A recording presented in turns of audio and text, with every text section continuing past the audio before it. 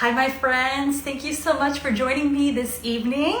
We're going to take just a second to make sure that we have our friends who are popping on either this evening, maybe it's morning from where you are. And we see that my lovely guest is already joined. I'm not going to waste any time. We are going to try to get her in here. Joined by the lovely Kerri Ho of the Songbird Tree, and she's joining us all the way from Australia. Yes, it worked! Hello, Mel. How are you doing? Hi, I'm doing so well. Oh my goodness, I was like laying hands on the phone, crossing my fingers, making sure everything was working. Thank you so much. Thank you so much. the pleasure is all mine. Oh, we are going to jump right in. If you've been following me, especially in the last year, you know what a huge fan I am of this lovely lady, but I don't want to make any assumptions. So for those who maybe have not met you before or are familiar with all the wonderful things you do, tell us about yourself and tell us about the work of the Songbird Tree. All right. Well, thank you so much for having me, Mel. I'm super stoked to be hanging out with you and your lovely students and audience. So thank you so much. So my name is Kerri Ho. I'm from Melbourne, Australia, but of Chinese descent. And I am a singing coach and a vocalist. And I've been basically coaching singers from all around the world for probably over 15 years now. That's really making me sound old. Seasoned, experienced. Okay, let's go with that. Let's go with that. Yeah, look, it's the best job in the world. I can't believe I get to do it, and I can't believe I get to meet incredible people like you across the globe. I'm so thankful for technology that allows us to do that. So yeah, coaching, singing workshops and webinars, online singing programs, and in-person workshops when we were able to do them when it wasn't COVID, and just performing. Like, I love the performance side as well. I find that the performance side feeds my teaching, so I like to do both. So that's me in a nutshell. You in a nutshell. I love it. And so for those who aren't familiar with the story, back now almost 11 years ago, when I was going through a season of transition between performing almost full time in professional theater, we moved, we had a life transition, and I went through a season where I wasn't singing as much. And at the time I couldn't afford to hire a private coach, and I was so blessed to stumble upon the Songbird Tree on YouTube. And all of those videos, which I know when I mention them, you cringe a little bit, trust me, they were such a godsend in that time of my life. I still remember one of your first belting videos. It was so helpful for me as I was prepping to get back into the audition scene.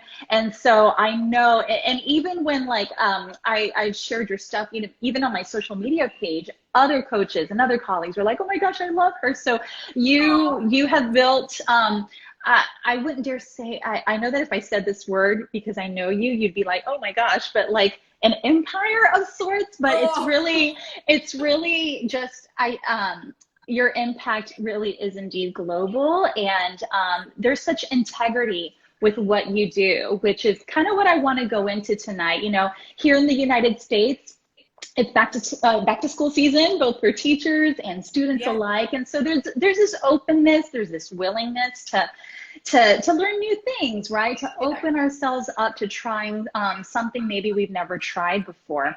And in our performance world, we come across singers and even seasons in our life where maybe we feel like we have arrived and we're starting to shut ourselves down.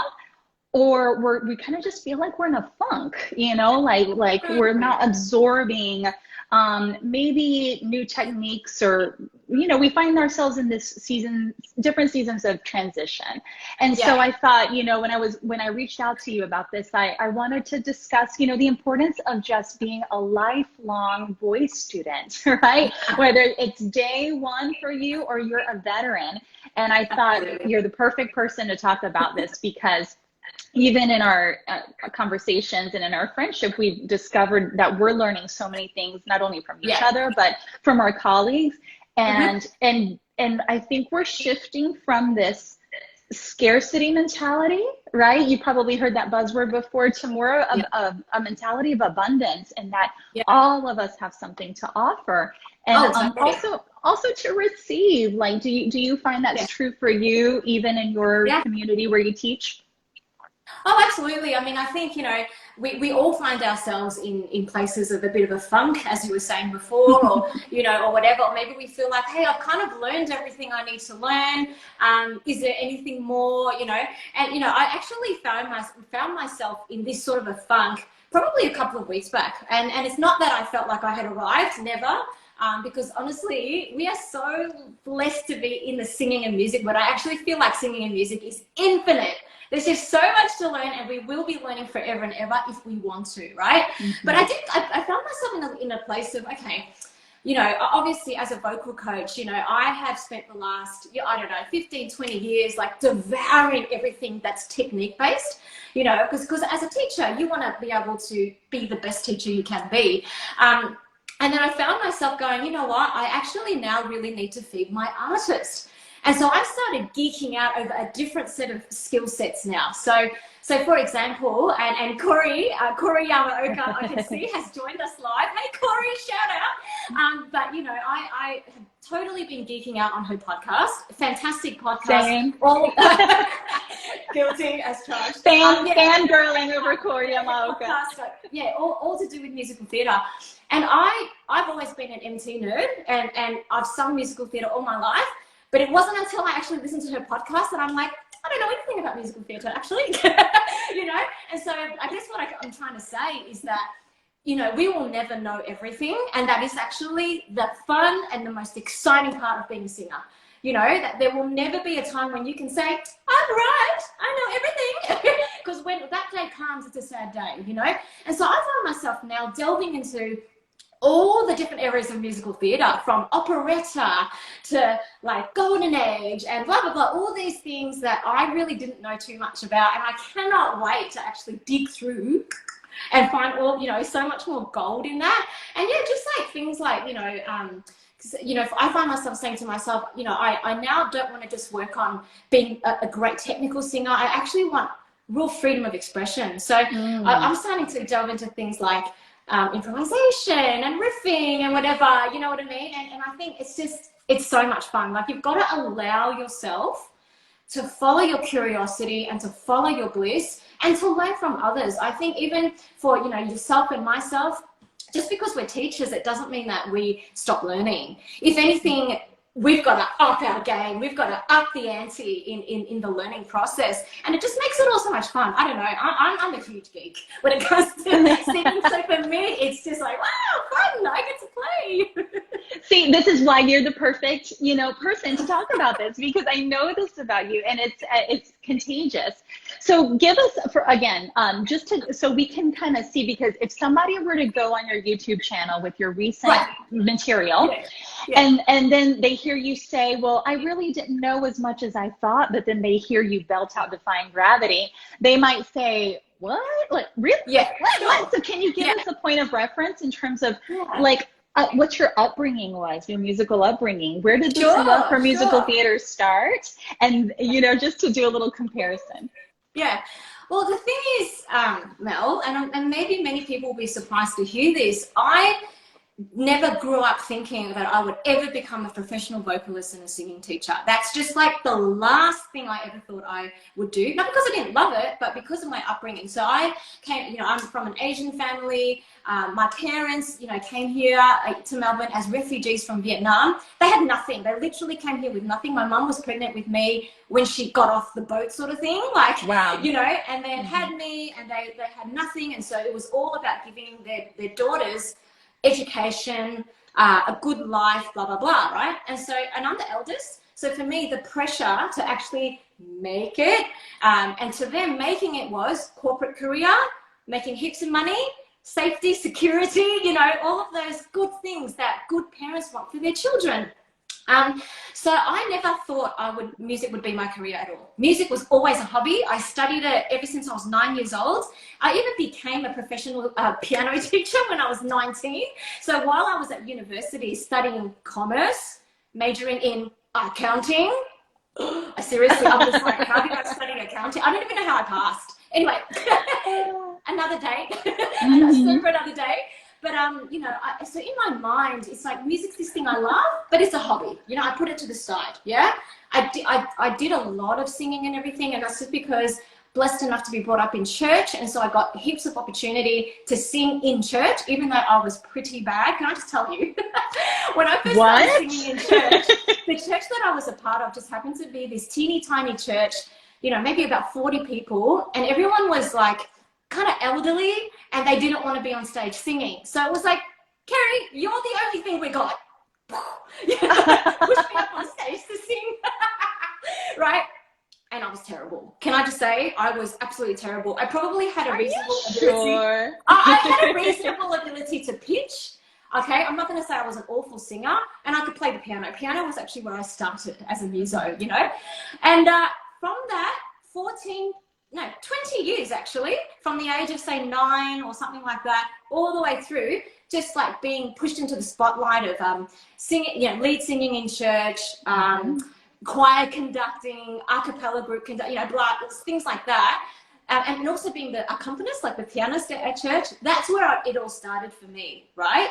And I only started, and so then I went into the corporate world, did 2 years in a corporate job, wore my suit, had my high heels on, you know, strutting around the city, but absolutely dying inside, like Oh. literally dying inside. And Hmm. I ended up quitting my job, and my mum and dad stopped speaking to me for 3 months because they were like, what are you doing? You know, because everything they worked for, they felt like I was living that life. So what was I doing, giving it all up? But I just had to give music a go. So I was 22 when I actually stepped out of the corporate world to pursue this, right? And at the time, my singing teacher, and I've always loved musical theatre, by the way, you know, from the very, you know, the time I watched Sound of Music when I was like 5 years old, all the way through, right? You know, mum, yeah, so basically, what was I saying? I've lost my train of thought now. Left the So corporate basically, world, yeah. yeah, left the corporate world, and my singing teacher at the time, she actually said to me, Kerri, I reckon you'd be an incredible vocal coach. Me? She was right. Like, is there someone else named Kerri? Because no, I'm not good enough. You know, that was my first thought. I'm not good enough. But she is the one who catapulted me into a journey of lifelong learning and digging up gold in the singing world. Because because I didn't feel good enough, I just like, I have to keep learning. I have to get more lessons. I have to read all the books. I have to go to all the seminars. I have to blah, blah, blah, blah. And it just meant that I just, you know, I was forced into it, but I also ended up loving it so much that I was like, I cannot believe I'm doing this. And yeah, never look back. Yes, I mean, I hear you talk about that. And so, the whole mindset discussion is very popular right now, obviously, in our Yeah, teaching community, because we're yeah, realizing that we can't just ask students to, or expect them to walk in and here we go, boom, let's start on a warm up right away. We've got to check in emotionally and mentally because we know that that influences the sound. And so when I think of somebody who's taking that first step of faith, right? Like, right. okay, I'm going to do this, whether Yeah, that's that's the, hey, we don't have a worship leader this Sunday. You can hold a tune. Here's the mic. Whether it's that, you yeah, and I have a very similar experience with that. Oh my goodness. right. Except mine was flip flop. Mine was playing. Mine was like, Cool. Yeah. oh, you have a semester of class piano from college. Here you go.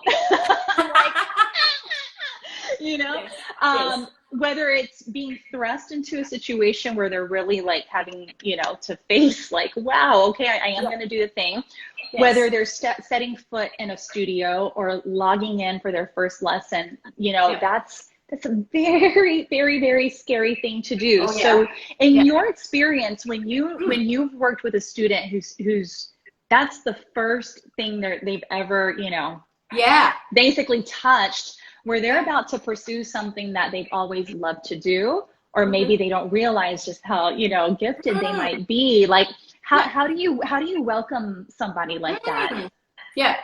Look, I think as teachers, creating a safe space is just such an important thing that we need to just have first and foremost in front of our minds, with any level singer really, but especially the type of level you're talking about, someone who's just feels really inadequate, and this is so daunting for them. And I think, you know, from the very beginning, it's actually saying to them, because I find that especially beginner students, like what you're describing, when they write to me to book in a lesson, they want to explain to me just how bad they are. I just want them to know I'm terrible. Like, disclaimers. Yeah, and they're trying to, I don't know, like, you know, well, I don't know what it is that they're trying to do really, but I think they're feeling a lot of fear and a lot of anxiety about it.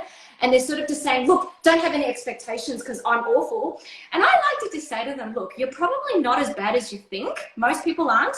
And secondly, if you're awesome, then why are you coming here for lessons with me? Then you're paying me for nothing. You need to actually have something to work on, otherwise you're wasting your money on me. So you know what, all good. You know, so the first thing I sort of try is disarm, you know, the fact that you need to be perfect, because you don't, right? It's like, in fact, this is the space. I always say to my students, this is the space where you make all the mistakes, right? Because, you know, this is where you fall flat on your face. You sing flat, sing with strain, forget the words, whatever it is that, you know, the mistakes that you are scared of making, this is where I want you to make them, right? And then we're going to work together to dig the gold that's out of you already. So I always, I feel like my job isn't necessarily to give a student something that they don't have. I feel like my job is to dig out the gold that they already have. So right from the very beginning, I always say to them, there is lots of gold in you. I know it, right? And we're just going to work together to slowly dig out that gold every single week, you know? I love it. And it's always just like encouraging them. It's about progress, not perfection, you know? So no, you don't need to show up here and be amazing. That's not the point. Otherwise, you wouldn't need to pay for singing lessons, you know? But, you know, the goal is just show up, right? And together, step by step, little by little, we are going to help you flourish, and we're going to dig out the gold. That's right. So now we have, in comparison, again, this is like one big long comparison study, but now we have the veteran who's either on the verge of burnt out, you know, they've sung professionally for years, or in my instance, because right now, like in the demographic of my student body is between like adolescents and adults who are getting their feet back into, you know, performing regularly again. So I have my singers who, and this is the way I'm wired. So there's like an extra little, it's funny, like I have like an extra cup of compassion for this. And at the same time, it also like, because I understand the struggle, and it's the student who is so hard on themselves, right? Where you can, you know, like you said, there's a reason you've made an investment with me to help you, and you can tell them all day long, no, trust me, what you sang was fill in the blank, right? Let's say they were working on belt technique and they had a beautiful mixed belt. And they achieved it. And for whatever reason in their head, it is not sounding whatever picture they have in their mind. And 9 times out of 10, I know exactly what it is. They have either the original Cats recording in their brain that they're trying to mimic, right? And then they haven't embraced, you know, the uniqueness of whatever God gave them, you know? So how do you combat that? Which a lot of times it presents itself as like they just shut down, you know, like you're wrong, you're wrong, you're wrong. You can tell me I'm beautiful all day, but I just can't receive that. And we know, I mean, we've done this long enough where we know that we can't get our feelings hurt by that. We just know that there's an internal struggle that's a lot deeper that's kind of coming out like that. Like, what do you say to that student? Oh my gosh, how many tears I have not personally cried, but lots of students like that who've cried, you know, in front of me because they, and so from that, I think, first of all, compassion for the fact that whatever their sort of seemingly negative response to us is, it's not personal, it's actually an insecurity that they feel within themselves. So recognizing that, I think, opens up our hearts as teachers to sort of go, okay, she's not attacking me, she's not saying I'm wrong, she's not disagreeing with me, he or she is just so insecure and doubt and just battling self-doubt and fear and all of those things. And like you said, they've got to particular sound in their head that's like perfection, right? Yes. Which we all know is not possible. Perfection just doesn't exist. That they're trying to reach, and because they're not reaching it, they are just getting so down on themselves, and then it's coming out, kind of vomiting out as a bit of negativity in the lesson, right? So this is obviously about mindset and stuff, but for me, what I try to do for this kind of singer is I try to get them out of their heads and get them out of thinking technically. So for example, if we're singing a song and they're trying to belt out a note and for them it's not perfect, whatever it is, and they're getting super upset, I just have to go, okay, you know what, we're going to do something different for 5 minutes, right? Get them to shake it out, whatever, and then we do something completely just out of whatever it is that we're doing. So I might say, okay, I just give them a line of a song to sing, and it will be something completely different. And I might say, all right, I now want you to sing it as if you are Santa Claus. And then pretend to be Santa Claus and sing it. Okay, now I want you to pretend that you're super happy and you're so excited because there's been an incredible package that's arrived at your doorstep and you're so surprised. How would you sing that line?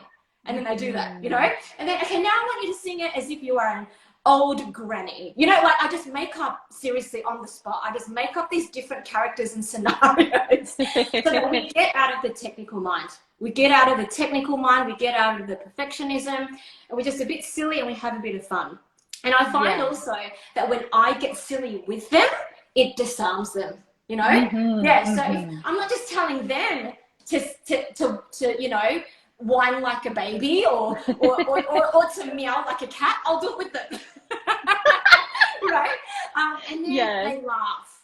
And what I find is after you laugh, and that's like after you've already cried so many tears about why I can't feel that, high G5 or whatever it is, right? Then they start laughing, and then you go, okay, now that you're laughing, your heart is soft, let's get back to what we were trying to do. Yes, I love that. Yeah, and again, it's about, connecting with the emotion. It's about connecting with the meaning of the song. Like I always say to them, right? You could be the most flawless singer on the planet and sing absolutely technically pitch perfect. But if you don't move me, you haven't really done your job as a singer, right?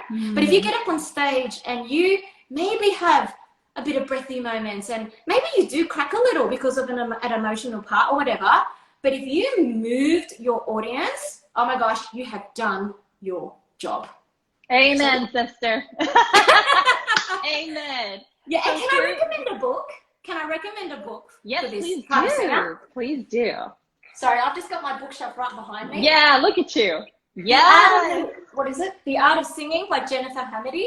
This is seriously a game changer, and so you didn't really need me to, but it's a game changer. This changed my singing, and it's changed a lot of my students' singing as well, and it's all about really discovering your voice and letting it truly ring out, and silencing those fear and the self-doubt. It's fantastic. It's absolutely. Like Corey's saying, emotion always wins over technique. I couldn't agree more. Yes. And so here's the kicker, because here we've obviously experienced this in our studios, and I want us to get a little bit more personal, because somebody could be on here saying, well, that's nice, but do you practice what you preach, kind of a thing, So like in a moment where, you're getting ready for performance, or you may in our own personal practice, how are you applying this to your own moments of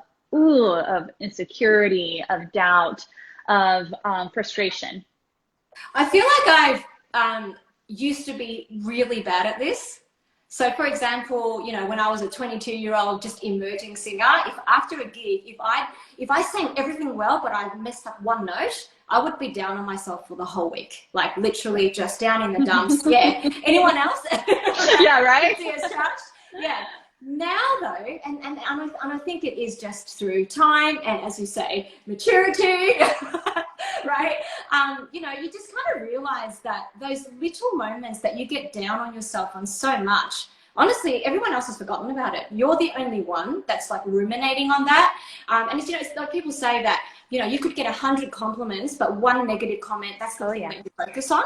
Yeah. So I think I have learned to, instead of focusing on that one negative thing that I've done, to actually focus on the rest of it. I like to look at the big picture. So before a performance and everything, right, I tell myself, Kerri, you've already done all the preparation. I think, you know, preparation is key, right? We can't just get up on stage and just do it and with no preparation and expect it's going to be a flawless performance. Of course not. But if we've been diligent and we've done our practice, we've, you know, workshopped the song, you know, we've done everything that we can do, you know, humanly possible to make it the best performance that we can. In the moment pre-performance, I honestly just surrender it. And for me, you know, because of my faith, I surrender it to God. I'm just like, God, you take it. I'm going to let go now. And it's about being a vessel, you know. It's about just, you know, believing that the music and the lyrics of the song, the music itself is going to flow through you and actually touch someone and do the work it's supposed to do without me trying so hard to make it happen myself. Do you know what I mean? So in essence, absolutely. I would say what I'm saying is do your preparation and then just trust it. Trust it, let go, and don't hold on to outcomes and results so much, you know. And I think for me, like practically speaking, that's a centering moment pre-performance where I just quiet myself down, I take some deep breaths, I pray, I surrender it, and then I go, you know what?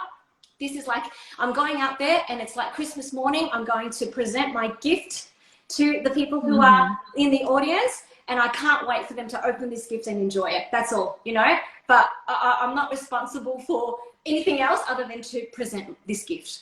I love that. And I think what you said about preparation helps combat the insecurities, you know, and so a lot of times the frustration, there have been moments where it's been genuine frustration of, I know that a student's been working really hard on this one thing, and for whatever reason, it just could be a culmination of all the other things that have happened in their day are not working with their voice, right? So, but then, you know, those moments of frustration and tears and combative spirit, you know, are also coming out because of a lack of preparation, you know, as we teach ourselves to be lifelong learners and lifelong voice students, you know, I think it's just a byproduct of the world we live in where everything is so instantaneous. So we also expect our voice growth, our singing growth to have the same effect. I mean, there are some moments obviously where we see adjustments that do happen in a moment. That's cool. But for some of these I think the whole art of goal setting that comes with longer preparation and really truly savoring every moment of that and embracing the process. We no longer embrace the process, right? We just want it as fast as possible. And so I can go back and think of moments for myself as well as for my singers as well, where we got, you know, and it was because we realized, okay, maybe next time I need to do this. Maybe next time I need to make more time, right? For those moments of quiet, or moments of investment, right? Into your gift. So yes, thank you again for the reminder. And that's why I thought it was so important to apply it to ourselves, you know, like I recently performed a gig too that, you know, where I had to I battle with anxiety. So I know that I just couldn't fill up my days leading up to with tons of distractions, right? You know, that I had to create space, like you said, for me to quiet myself, for me to calm myself, and have those trusted individuals too, like in our lives. It may be a spouse or a family member or a loved one that can hold you accountable. So for instance, my husband already knows that I will start ruminating like that if he sees me by myself. So I've actually asked him, hey, babe, so afterwards, I want you to purposely remind me of any encouragement you heard or I received or anything, right? Because you know that my brain's going to have a tendency to go this way, and I need you to help me gently get it back on track, you know? So my encouragement for our viewers and everybody who listens to this is find your people. Surround yourself with that tribe. Obviously, your trusted voice coach is one person, but also your loved ones. You know, it could be for an adolescent, it could be the parents that are making this investment of time and money. You know, it could be for an adult, it could be another trusted individual that's going to help, you know, be part of your success, you know, set you up for success. so that you can remain flexible and open. And when those setbacks do happen, which they do because we're human, we're not robots, you know, be able to bounce back maybe a little bit quicker, you know, than we had before because we put those good practices into place. Yeah, absolutely. Yep, agree with every word you're saying. Yeah, girl. Yeah. So on that note, I want us to kind of, you know, talk to the younger versions of ourselves a little bit, you know, as we wrap up our time together. And I love your story is so powerful, right? You know, coming from a world that you thought was going to go one way or was expected of you, and you made that pivot, and it was met with some adversity, but then look at you now, right? So, well, okay, what would you say to 22, you know, Kerri in her 20s when it was her last day in the office and she realized, what would you, knowing what you know now, what would you tell her back then on the start of her artistic journey, or professional journey, I should say? Wow, I remember that day so clearly, by the way. Like, I literally remember walking out of those glass revolving doors for the last time in my suit and going, I'm free! I love it. But yeah, oh man, there's so much I'd like to tell my younger self, seriously. I could probably write a book, but I think it would come down to saying to myself, Kerri, and this is going to sound like the biggest cliche, because it is, because it's true, enjoy the journey. Because as a young 22-year-old, whatever, I was extremely driven. And I guess I came from the corporate world as well. And I came from that thing of, I want to make my parents proud of me, and I want them to be happy in what I'm doing. And because I was quitting the corporate world to go into music, and I was so unhappy with that, I went into the whole, I'm going to be successful. I'm going to be the best singer on the planet. Prove you wrong. Yeah, do you know what I mean? And success was actually what I was striving for in everything. So whether that was trying to be the best singer, whether it was trying to be building the best singing business, or, you know, singing, teaching business, or whatever it was that I was trying to do, it was all about the destination. So I was looking ahead to where I wanted to be, and I just kept looking there, and I forgot to enjoy where I was. And I swear, if I could go back again, I would just be like, chill out, girl, it's gonna be okay. You know, and enjoy this, because you get to do this. You get to sing. You get to share the gift of music with whoever it is that God has placed in your hands, whether that's, you know, your next door neighbor, or whether that's someone across the world online. You know, you get to do this. Don't miss the opportunity because you're so focused on where you want to be that you don't enjoy the now, you know. So I would just say, enjoy the journey, be fully present, and let go of outcomes. You know, for me, I held on to outcomes so tightly, and there were many a times that I burned myself out, that I became discouraged, that I even quit being a singing coach for a while. But again, that's another story for another day. We'll have you back on. Sure. Anytime, Mel. You'd always love to have a bit of a chat with you and your beautiful singers. Yeah, and so it's, you know, basically enjoy the journey, let go of outcomes, right? Trust in the process. Yeah. And at the end of the day, look, I'm getting a little bit deep here, but at the end of the day, you are enough. If I could tell my 22-year-old self, Kerri, you are enough just how you are. Because the reason why I was striving so hard is because I didn't feel enough within myself. Do you know what I mean? I felt like I needed to do something successful with my life in order to prove that I was enough, right? So yeah, look, if I could, you know, go back and tell 22-year-old, I'd give her a big hug and a big kiss, and I'd be like, Kerri, you are enough. So please slow down, chill out, enjoy the journey, and you know, just savor every single moment, because this is what you get to do. You get to do what you love. Enjoy it. Amen to that. Now we're ready for the altar call. I love it. And I love you, lady. Thank you so much. Okay, speaking of enjoying the journey and what you do, please tell all of our people where they can find you, all the things. all the things. So my website's The Songbird Tree, so you can at thesongbirdtree.com. I've also got a YouTube channel. Again, you can just go onto YouTube and search The Songbird Tree or search my name, Kerri Ho, and you'll find seriously hundreds of videos on every singing subject that you could ever think of there. And it's all free for you to enjoy. And, you know, because I'm just so passionate about making singing accessible to as many people as possible. Yeah, and you can follow me on Instagram as well at Kerri Ho Coach. Yes, you heard it, ladies and gentlemen. Kerri, thank you so much. Enjoy the rest of your day, which it is currently Thursday, September the 2nd, where you are in the land down under. Good evening to all my East Coast friends here in the United States. Thank you so much, and see you next time. Bye, Kerri. Thank you.